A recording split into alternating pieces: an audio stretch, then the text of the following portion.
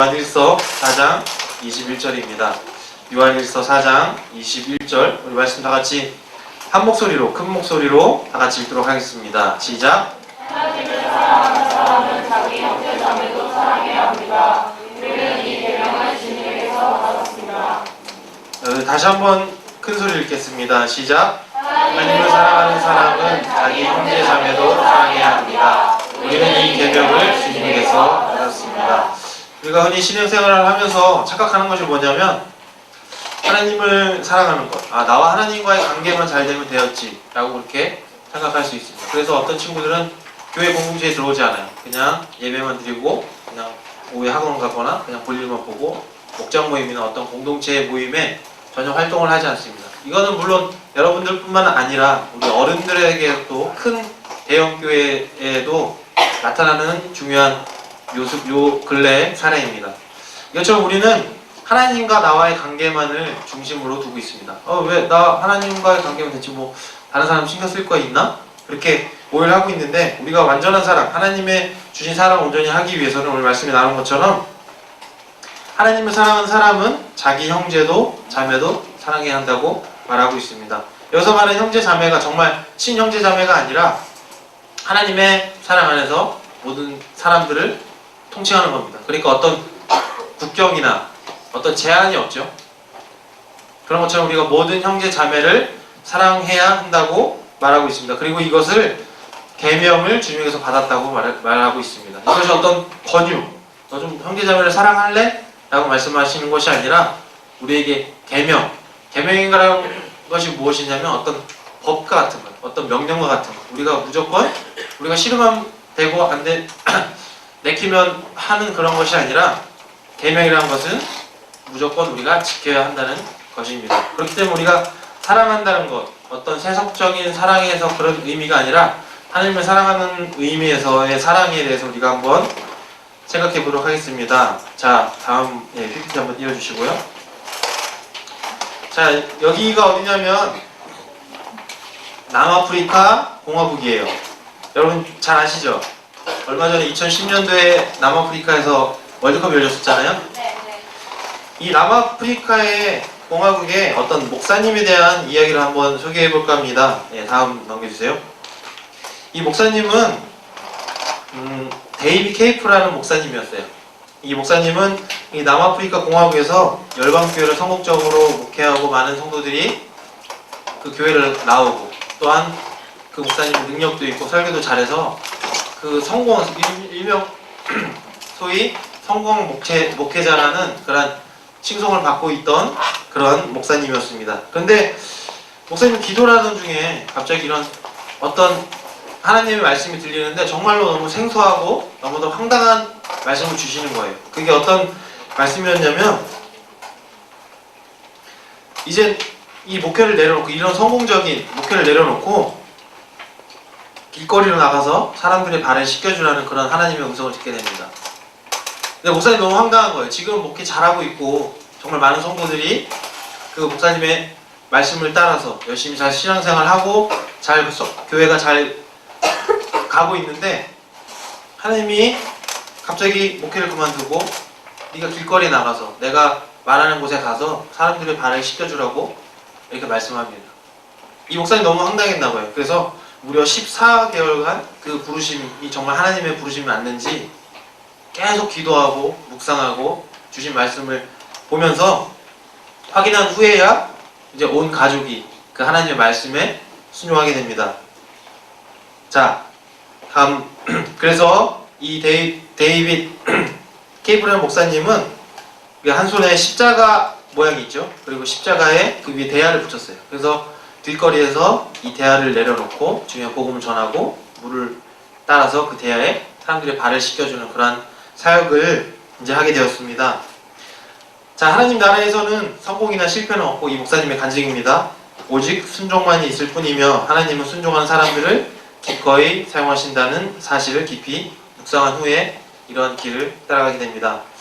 아내와 자녀들은 트레일러, 이제 어떻게 보면 이제 캠핑카처럼 그렇게 꾸며진 차를 타고 가면서 이제 베이스 캠프를 만들어 놓고 그 데이비 케이프 목사님은 걸어서 비가 오나 눈이 오나 뭐 여름이 되나 겨울이 되나 이 짐, 물통과 그 다음에 이 티를 입고 그 다음에 이 십자가를 들고 20kg나 그램이나 20여 킬로그램이나 되는 이 것들을 들고 걸어다니면서 사람들의 발을 씻겨주게 됩니다. 자, 이 사람들이, 이 목사님이 발 씻겨준 사람들은 참 다양한 사람들이에요. 조직폭력배, 알코올 중독자, 그리고 한센병자, 그 다음에 시장, 그리고 군 장성, 나아가 대통령에 이르기까지 많은 사람의 발을 씻겨주었습니다. 그리고 그 발을 씻겨줄 때, 하나님의 사랑으로 그 발을 온전히 씻겨줄 때에 정말로 놀라운 기적이 일어났습니다.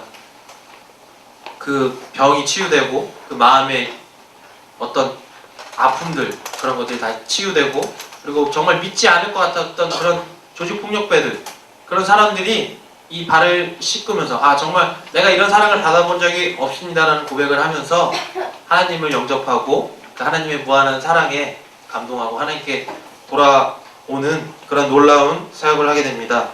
그는 예수님이 씻긴 발은 행복한 발입니다 라는 그런 문구가 씌어진 이런 티셔츠를 입고 아까 말씀드린 대로 대야가 붙은 십자가, 그리고 물, 그리고 수건, 의자 등 20kg이 넘는 짐을 들고 거의 3,000km 남아프리카 공화국을 돌아다니면서 세족 사역을 하게 되었습니다. 네, 다음 사진요. 다음 영상이군요. 네, 영상을 한번 보고 말씀 나누도록 하겠습니다. 네, 목사님의 사역이 이제 20여년, 오늘날까지 그 사역이 계속되고 있다고 합니다. 이 한 사람의 예수님의 그 말씀, 네, 그 사랑하라는 그 말씀의 순종함을 통해서 그 한 사람을 통해서 정말 많은 사람들이 하나님의 사랑을 다시 함께 받고 하나님께로 돌아오는 귀한 사역에 도구되었습니다.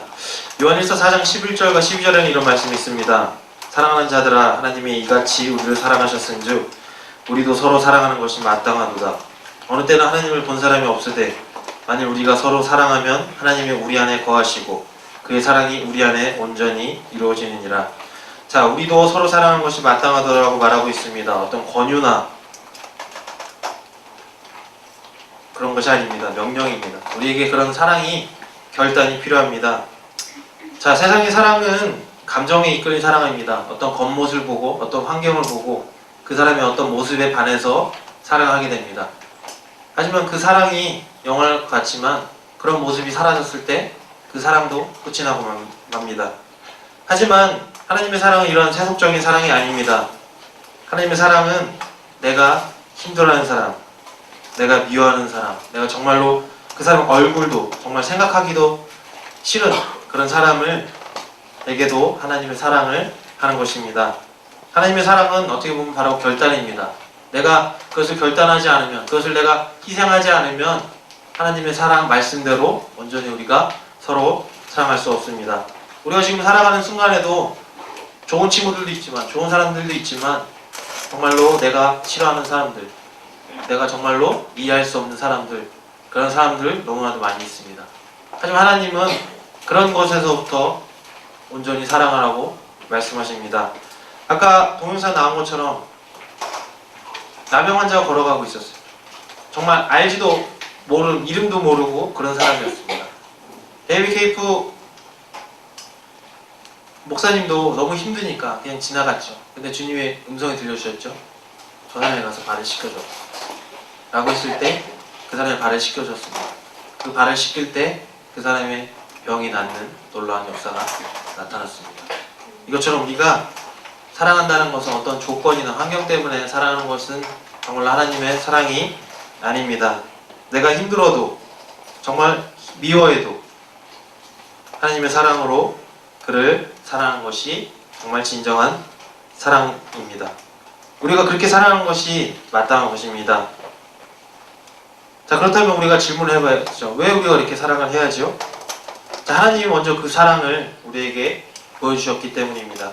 바로 그 아들 예수 그리스도를 통하여서 우리 죄를 사해 주셨기 때문입니다. 이 사건이 과거의 어떤 역사적인 그런 사건이 아니라 지금 여러분들에게도, 지금 나에게도 여전히 유효한 사건입니다.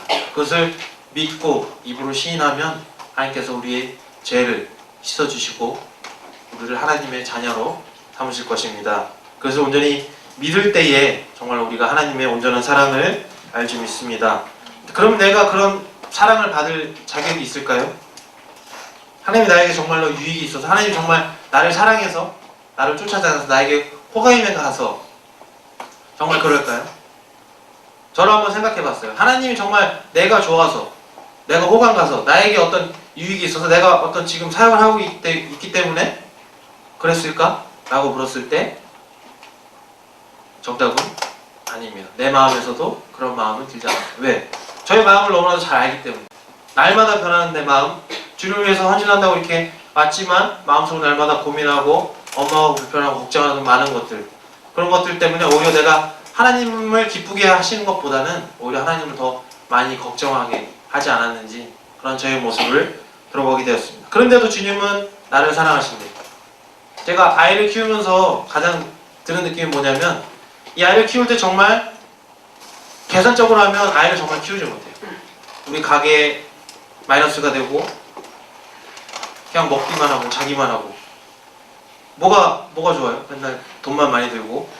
그런데 제가 그 아이를 보면서 미소를 지을 수 있는 것은 그 아이 존재 자체로 뭐 똥을 많이 싸고 뭐 밤새 울어서 우리 힘들게 하지만 그 아이 미소 하나로 그 아이가 이 땅에 있는 것 존재 자체로